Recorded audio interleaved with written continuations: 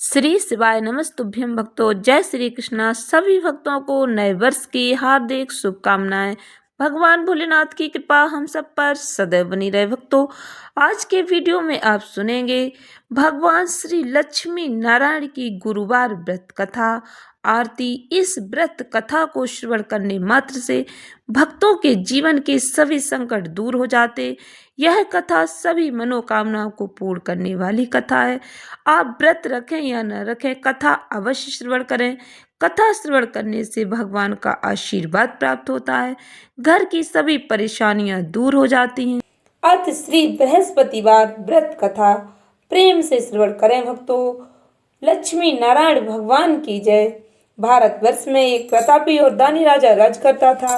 वह नित्य गरीबों और ब्राह्मणों की सहायता करता था। यह बात उसकी रानी को बिल्कुल अच्छी नहीं लगती। वह ना ही गरीबों को दान देती, ना ही भगवान का पूजन करती, और राजा को भी दान देने से मना किया करती। एक दिन राजा शिकार खेलने वन को गए हुए थे, तो रानी महल में अकेली थी। उसी समय बृहस्पति देव साधु वेश में राजा के महल में भिक्षा मांगने के लिए आए और भिक्षा मांगी। रानी ने भिक्षा देने से इनकार किया। कहा, हे साधु महाराज, मैं तो इस दान और पुण्य से तंग आ गई हूँ। मेरा पति सारा धन लुटाते रहते। मेरी ऐसी इच्छा है कि हमारा समस्त धन नष्ट हो जाए, फिर न रहेगा बांस, न बजेगी बांसुरी। साधु ने कहा, देवी तुम तो बड़ी विचित्र हो। धन संतान तो सभी चाहते, पुत्र और लक्ष्मी तो पापी के घर भी होने चाहिए। यदि तुम्हारे पास अधिक धन है तो भूखों को भोजन दो, प्यासों के लिए प्याऊ बनवाओ, मुसाफिरों के लिए धर्मशालाएं खुलवाओ, जो निर्धन अपनी कुंवारी कन्या का विवाह नहीं करा सकते उनका ब्याह करा दो। ऐसे और भी कई काम है जिनको करने से तुम्हारा यश लोक और परलोक में फैलेगा। परंतु रानी पर उपदेश का कोई प्रभाव न पड़ा। वह बोली, महाराज आप मुझे कुछ भी न समझाएं। मैं ऐसा धन नहीं चाहती जो हर जगह बांटती फिरूं। साधु ने उत्तर दिया, यदि तुम्हारी ऐसी इच्छा है तो तथास्तु। तुम ऐसा करना कि बृहस्पतिवार को घर लीप कर पीली मिट्टी से अपना सिर धोकर स्नान करना, भट्टी चढ़ाकर कपड़े धोना। ऐसा करने से तुम्हारा सारा धन नष्ट हो जाएगा। इतना कहकर साधु महाराज वहां से अंतर ध्यान हो गए। साधु के अनुसार कई बातों को पूरा करते रानी को केवल 3 बृहस्पतिवार बीते थे कि उसकी समस्त धन संपत्ति नष्ट हो गई। भोजन के लिए राजा का परिवार तरसने लगा। तब एक दिन राजा ने रानी से कहा, हे रानी तुम यहीं रहो, मैं दूसरे देश को जाता हूँ, क्योंकि यहाँ पर तो सभी लोग मुझे जानते, इसलिए मैं कोई छोटा कार्य नहीं कर सकता। ऐसा कहकर राजा परदेश चला गया। वहां वह जंगल से लकड़ी काट कर लाता, शहर में बेचता। इस तरह वह अपना जीवन व्यतीत करने लगा था। राजा के परदेश जाते ही राजा, रानी और दासी दुखी रहने लगी। एक बार जब रानी और दासी को 7 दिन तक बिना भोजन के रहना पड़ा, तो रानी ने अपनी दासी से कहा, हे दासी, पासी के नगर में मेरी बहन रहती है, वह बड़ी धनवान है, तो उसके पास जा और कुछ ले आ, ताकि थोड़ी बहुत गुजर बसर हो जाए। दासी रानी की बहन के पास गई। उस दिन गुरुवार था और रानी की बहन ने उस समय बृहस्पतिवार व्रत की कथा सुन रही थी। दासी ने रानी की बहन को अपनी रानी का संदेश दिया, लेकिन रानी की बड़ी बहन ने कोई उत्तर नहीं दिया। जब दासी को रानी की बहन से कोई उत्तर नहीं मिला तो वह बड़ी दुखी हुई और क्रोध भी आया उसे। दासी ने वापस आकर रानी को सारी बात बता दी। सुनकर रानी ने अपने भाग्य को कोसा। उधर रानी की बहन ने सोचा कि मेरी बहन की दासी आई थी, परंतु उससे नहीं बोली, इसलिए बहुत दुखी हुई होगी। कथा सुनकर पूजा समाप्त करके अपनी बहन के घर आई और कहने लगी, बहन मैं बृहस्पतिवार का व्रत कर रही थी, तुम्हारी दासी मेरे घर आई थी, परंतु जब तक कथा होती तब तक ना उठते ना ही बोलते, इसलिए मैं नहीं बोली। कहो दासी क्यों गई थी? रानी बोली, बहन तुमसे क्या छुपाऊं, हमारे घर में खाने तक को अनाज नहीं था। ऐसा कहते कहते रानी की आंखें भर आई। उसने दासी समेत पिछले 7 दिनों से भूखे रहने की बात अपनी बहन को विस्तार पूर्वक सुना दी। रानी की बहन बोली, देखो बहन, भगवान बृहस्पति सभी की मनोकामना पूर्ण करते, शायद तुम्हारे घर में अनाज रखा हो। पहले तो रानी को विश्वास नहीं हुआ, पर बहन के आग्रह करने पर उसने अपनी दासी को अंदर भेजा, तो सचमुच अनाज से भरा उसे एक घड़ा मिल गया। यह देखकर दासी को बड़ी हैरानी हुई। दासी रानी से कहने लगी, हे रानी, जब हमको भोजन नहीं मिलता तो हम व्रत ही तो करते, इसलिए क्यों न इनसे व्रत और कथा की विधि पूछ ली जाए, ताकि हम भी व्रत कर सकें। तब रानी ने अपनी बहन से बृहस्पतिवार व्रत के बारे में पूछा।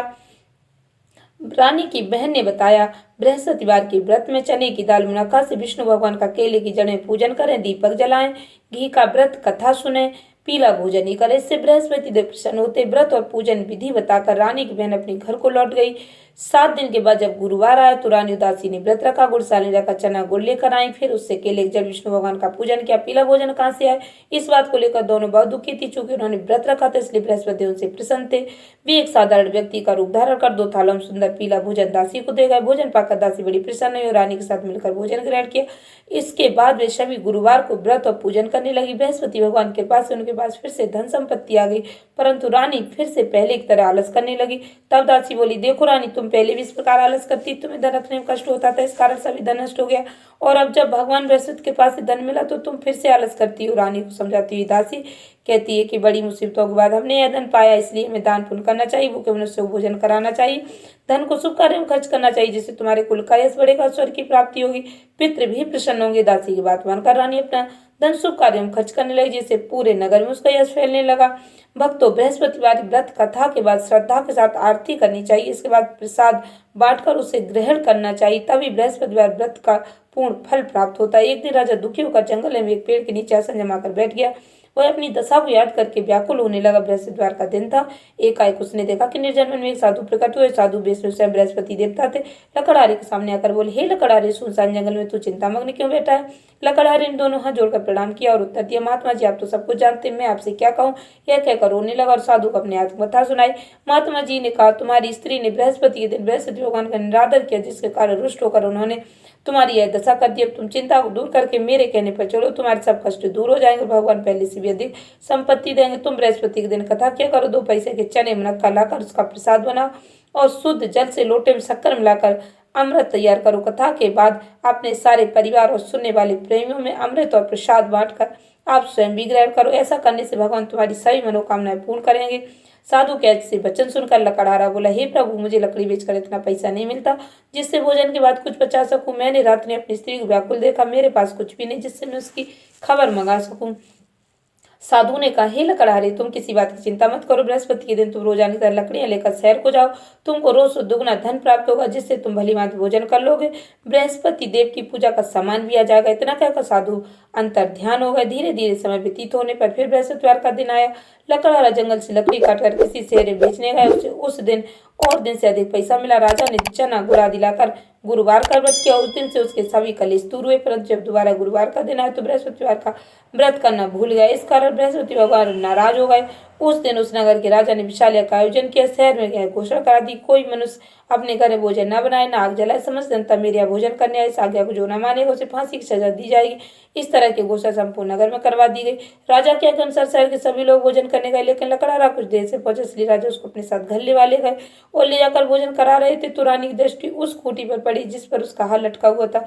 वह वहां पर दिखाई नहीं दिया। रानी ने निश्चय किया कि मेरा हार इस मनुष्य ने ही चुरा लिया। उसी समय सिपाहियों को बुलाकर उसको कारागार में डलवा दिया। जब लकड़हारा कारागार में पड़ेगा और दुखी होकर विचार करने लगा कि न जाने कौन से पूर्व जन्म के कर्म से मुझे यह दुख प्राप्त हुआ, और उसी साधु को याद करने लगा जो उसी जंगल में मिला था।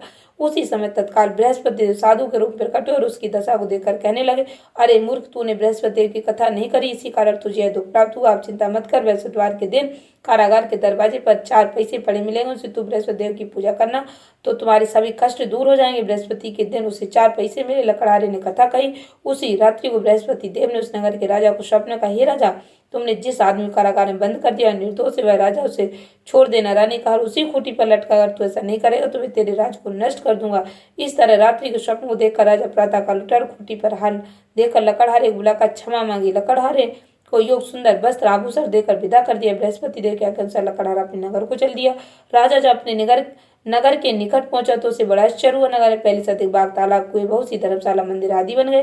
राजा ने पूछा, किसका बाग और धर्मशाला? तब नगर के सब लोग कहने लगे, सब रानी और वादी के। तो राजा को आश्चर्य हुआ और गुस्सा भी आया। जब रानी ने खबर सुनी कि राजा आ रहे हैं तो उन्होंने अपनी बांदी से कहा कि दासी, देख, राजा हमको कितनी बुरी हालत में छोड़ गए थे, हमारी ऐसी हालत देखकर लौट न जाए, इसलिए तू दरवाजे पर खड़ी हो जा। आज्ञा अनुसार दासी दरवाजे पर खड़ी हुई। राजा आए तो उन्हें अपने साथ लिवा लाई। तब राजा ने क्रोध करके अपनी रानी से पूछा, क्या धन तुम्हें कैसे प्राप्त हुआ? तब उन्होंने कहा, सब धन बृहस्पति देव के व्रत के प्रभाव से प्राप्त हुआ है। राजा ने निश्चय किया कि 7 रोज बाद तो सभी बृहस्पति देव का पूजन करते, परंतु मैं प्रतिदिन दिन में 3 बार कहानी तथा रोज व्रत किया करूंगा। अब हर समय राजा के दुपट्टे में चने की दाल बंधी रहती। दिन में 3 बार कहानी कहता। एक रोज राजा ने विचार किया कि चलो अपनी बहन के यहाँ हो आए। इस तरह निश्चय कर राजा घोड़े पर सवार हो अपनी बहन के यहाँ को चलने लगा। मार्ग में उसने देखा कुछ आदमी मुर्दे को लिए जा रहे। उन्हें रोककर राजा कहने लगा, अरे भाइयों, मेरी बृहस्पतिवार की कथा सुनो। वे बोले, लो, हमारा तो आदमी मर गया, इसको अपनी कथा की पड़ी। परंतु कुछ आदमी बोले, अच्छा कहो, हम तुम्हारी कथा भी सुनेंगे। राजा ने दाल निकाली। जब कथा आदि हुई तो मुर्दा हिलने लगे। जब कथा समाप्त हो गई तो राम राम करके मनुष्य उठकर खड़ा हो गया। आगे मार्ग में से एक किसान खेत में हल चलाता। राजा ने उसे देख और उससे बोले, अरे भैया, मेरी बृहस्पतिवार की कथा सुन लो। किसान बोला, जब तक मैं तेरी कथा सुनूंगा तब तक 4 हरैया जोत लूंगा, जा अपनी कथा किसी और को सुनाना। इस तरह राजा आगे चलने लगा। राजा घटते ही बैल पछाड़ खाकर गिर गए। किसान के पेट में जोर का दर्द होने लगा। उस समय उसकी माँ रोटी लेकर आई। उसने जब यह देखा तो अपने पुत्र से सवाल पूछा। बेटे ने सभी हाल कह दी तो बुढ़िया दौड़ी दौड़ी उस घुड़सवार के पास गई और उससे बोली कि मैं तेरी कथा सुनूंगी तो अपनी कथा मेरे खेत पर चलकर ही कहना। राजा बुढ़िया खेत पर जाकर कथा कही, जिसके सुनते ही बैल उठकर खड़े हो गए। किसान के पेट का दर्द भी बंद हो गया। राजा अपनी बहन के घर पहुंचा। बहन ने भाई खूब मेहमान की। दूसरी रोज प्रातःकाल राजा जागा तो वह देखने लगा कि सब लोग भोजन कर। राजा ने अपनी बहन से कहा, ऐसा कोई मनुष्य नहीं जिसने भोजन नहीं किया। मेरी बृहस्पतिवार की कथा सुन। बहन बोली, हे भैया, देश ही ऐसा है, पहले यहाँ लोग भोजन करते, बाद में अन्य काम करते। अगर कोई पड़ोस में तो देखा हुआ। ऐसा कहकर देखने चली गई, परंतु उसे कोई भी ऐसा व्यक्ति नहीं मिला जिसने भोजन नहीं किया। तो एक कुमार के घर गई जिसका लड़का बीमार था। उसे मालूम है कि उनके यहाँ 3 रोज से किसी ने भोजन नहीं किया। रानी ने अपने भाई की कथा सुनने के लिए कुमार से कहा, तो वह तैयार हो गया। राजा ने जाकर बृहस्पतिवार की कथा कही, जिसको सुनकर उसका लड़का ठीक हो गया। अब तो राजा की प्रशंसा होने लगी। एक रोज राजा ने अपनी बहन से कहा, हे बहन, हम अपने घर को जाएंगे, तुम भी तैयार हो जाओ। राजा की बहन ने अपनी सास से कहा। सास ने कहा, चली जा, परंतु अपने लड़कों को मत ले जाना, क्योंकि तेरे भाई के कोई औलाद नहीं है। बहन ने अपने भैया से कहा, हे भैया, मैं तो चलूंगी, पर कोई बालक नहीं जाएगा। राजा बोला, जब कोई बालक नहीं चलेगा तो तुम ही क्या करोगी। बड़े दुखी मन से राजा अपने नगर को लौटा है। राजा ने अपनी रानी से कहा, हम निर्वंशी, हमारा मुंह देखने का धर्म नहीं और कुछ भोजन आदि नहीं किया। तब रानी बोली, हे प्रभु, बृहस्पति देव ने हमें सब कुछ दिया और हमें औलाद अवश्य देंगे। उसी रात्रि को बृहस्पति देव राजा से स्वप्न का, हे राजा, उठ, सभी सोच त्याग दे, तेरी रानी गर्भ से। राजा की यह बात सुनकर बड़ी खुशी हुई। 90 महीने में उसके गर्भ से एक सुंदर पुत्र पैदा हुआ। तब राजा बोला, ही रानी, स्त्री बिना भोजन के रह सकती, पर बिना कहे नहीं रह सकती। जब मेरी बहन आए तो तुम उससे कुछ मत कह रहा। रानी ने सुनकर हाँ कर दिया। जब राजा की बहन ने शुभ समाचार सुना तो बहुत खुश हुई, बधाई लेकर अपने भाई के आए। तभी रानी ने कहा, घोड़ा चढ़कर तो नहीं आई, गधा चढ़ी आई। राजा की बहन बोली, भाभी, मैं इस प्रकार ना कहती तो तुम्हें औलाद कैसे मिलती। बृहस्पति देव ऐसे ही हैं, जिसके मन में जो कामनाएं होती हैं उन्हें सभी को पूर्ण करते। जो सद्भावना पूर्वक बृहस्पतिवार का व्रत करता है, कथा पढ़ता है, सुनता है, दूसरों को सुनाता है, बृहस्पति देव उसकी सभी मनोकामना पूर्ण करते। बृहस्पति देव सदैव उनकी रक्षा करते। संसार में जो मनुष्य सद्भावना से भगवान जी का पूजन व्रत सच्चे हृदय से करते तो उनकी सभी मनोकामनाएं पूर्ण करते हैं। जैसी सच्ची भावना से रानी राजा ने बृहस्पति देव की कथा का गुणगान किया तो उनकी सभी इच्छा बृहस्पति देव जी ने पूर्ण की। इसलिए पूर्ण कथा सुनने के बाद प्रसाद लेकर जाना चाहिए। हृदय से मनन करते हुए जयकारा बोलना चाहिए।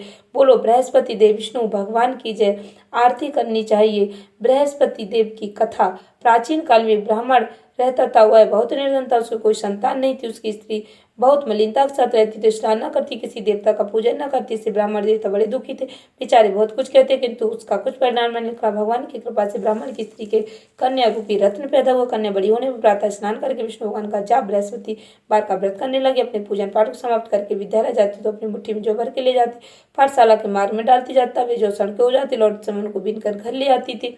एक दिन वह बालिका सूप में उस सोने के जौ को फटक कर साफ कर रही थी कि उसके पिता ने देख लिया और कहा, हे बेटी, सोने के जौ के लिए सोने का सूप होना चाहिए। दूसरे दिन बृहस्पतिवार था। इस कन्या ने व्रत रखा। बृहस्पति देव से प्रार्थना कर कहा, मैंने आपके पूजन सच्चे मन से की हो तो मेरे लिए सोने का सूप दे दो। बृहस्पति देव ने उसकी प्रार्थना स्वीकार कर ली। रोजाना की तरह कन्या जौ फैलाती जाने लगी। जब लौटकर जौ बीन रही थी तो बृहस्पति के पास से सोने का सूप मिला। उस वह घर ले आई और उसमें जौ साफ करने लगी, परंतु उसकी माँ का तो वही ढंग रहा। एक दिन की बात है कि कन्या सोने के सूप में जौ साफ कर रही थी। उस समय शहर का राजपुत्र वहां से होकर निकला। इस कन्या के रूप और कार्य को देखकर मोहित हो गया। अपने घर आकर भोजन जल त्याग कर उदास होकर लेट गया। राजा को इस बात का पता लगा तो अपने प्रधानमंत्री के साथ उसके पास गए और बोले, हे बेटा, तुम्हें किस बात का कष्ट है। किसी ने अपमान किया तो और करारों का मैं वही कार्य करूँ जिससे तुम प्रसन्न हो। अपने पिता के राजकुमार ने बातें सुनी तो बोला, मुझे आपके पास किसी बात का दुख नहीं, किसी ने मेरा अपमान नहीं किया, परंतु मैं उस लड़की से विवाह करना चाहता हूँ जो सोने के सूप में जौ साफ कर रही थी। सुनकर राजा आश्चर्य में पड़ा और बोला, हे बेटा, इस तरह कन्या का पता तुम ही लगाओ, मैं उसके साथ तेरा विवाह करवा दूंगा। राजकुमार ने उस लड़की के घर का पता बतलाया। तब मंत्री उस लड़की घर गए और ब्राह्मण देवता को सभी हाल बतलाया। ब्राह्मण देवता राजकुमार के साथ अपनी कन्या विवाह करने के लिए तैयार हो गए। विधि विधान के अनुसार ब्राह्मण कन्या विवाह राजकुमार के साथ हो गए। कन्या के घर से जाते ही पहले की भांति उस ब्राह्मण देवता घर में गरीबी का निवास हो गया। भोजन के लिए अन्न बड़ी मुश्किल से मिलता था। एक दिन दुखी होकर ब्राह्मण देवता अपनी पुत्री के पास गए। बेटी ने पिता की दुखी अवस्था को देखकर अपनी माँ का हाल पूछा। तब ब्राह्मण ने सभी हाल का कन्या ने बहुत सदन देकर पिता को विदा कर दिया। इस तरह ब्राह्मण को समय सुख पूरा व्यतीत हुआ। कुछ दिन बाद फिर वही हाल हो गया। ब्राह्मण फिर अपनी कन्या के यहाँ गए और सारा हाल का तो लड़की बोली, हे पिताजी, आप माता जी को मेरे पास ले वाला, मैं उसे विधि बता दूं जिससे गरीबी दूर हो जाए। वह ब्राह्मण देवता अपनी स्त्री को साथ लेकर पहुंचे तो अब पुत्री अपनी माँ को समझाने लगी, हे माँ, तुम प्रातःकाल पिता में स्नान आदि करके विष्णु भगवान का पूजन करो, सब दरिद्रता दूर हो जाएगी। परंतु उसकी माँ ने एक भी बात नहीं मानी और प्रातःकाल उठकर अपनी पुत्री के बच्चे को जूठन खा लिया। इससे उसकी पुत्री को बहुत गुस्सा आया और एक रात वो कोठरी से भी सामान निकाल दिया और अपनी माँ को सीम बंद कर दिया। प्रातःकाल उसे निकाला, स्नान आदि करा के पाठ करा तो उसकी माँ की बुद्धि ठीक हो गई और प्रत्येक बृहस्पतिवार को व्रत रखने लगी। इस व्रत के प्रभाव से उसके माँ बाप बहुत धनवान और पुत्रवान हो गए। बृहस्पति जी के प्रभाव से इस लोक के शुभ होकर स्वर्ग को प्राप्त हुए। सभी प्रेम से बोलो विष्णु भगवान की जय। बृहस्पति देव लक्ष्मी नारायण की जय। बृहस्पति देव की आरती पूर्ण श्रद्धा भक्ति के साथ श्रवण करें भक्तों। ओम जय बृहस्पति देवा, स्वामी जय बृहस्पति देवा, छिने छिने भोगे लगाऊं, कदली फल मेवा। ओम जय बृहस्पति देवा, तुम्हें पूर्ण परमात्मा, तुम्हें अंतर्यामी स्वामी, तुम्हें अंतर्यामी, जगत पिता जगदीश्वर, तुम सबके स्वामी। ओम जय बृहस्पति देवा, चरणामृत निज निर्मल, सब पात के हरता स्वामी, सब पात के हरता, सकल मनोरथदायक कृपा करो भरता।